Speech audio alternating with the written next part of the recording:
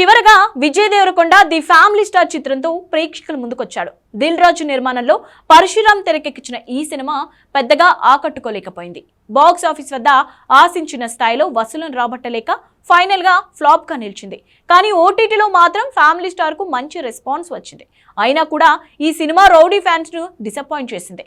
అందుకే next project తో solid hit కొట్టాలని చూస్తున్నాడు విజయ్ దేవరకొండ. ప్రస్తుతం ఈ యంగ్ హీరో గౌతమ్ తిన్ననూరి దర్శకత్వంలో VD12 వర్కింగ్ టైటిల్ తో ఓ సినిమా చేస్తున్నాడు.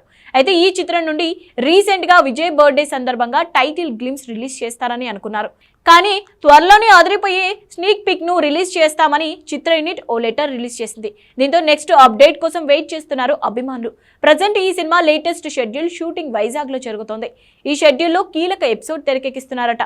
అది కూడా ఇంటర్వెల్ ఎపిసోడ్ అని తెలుస్తోంది. సినిమాలోనే ఇది భారీ యాక్షన్ సీక్వెన్స్ అని అంటున్నారు. ఈ స్పై థ్రిల్లర్ లో హీరోయిన్ ఎవరనే విషయంలో మాత్రం క్లారిటీ లేదు. కానీ భాగ్యశ్రీ బోర్సి హీరోయిన్ గా నటిస్తుందని ప్రచారం జరుగుతోంది. అనిరుద్ సంగీతం అందిస్తున్న ఈ చిత్రాన్ని వచ్చే ఏడాదిలో రిలీజ్ కి ప్లాన్ చేస్తున్నారు.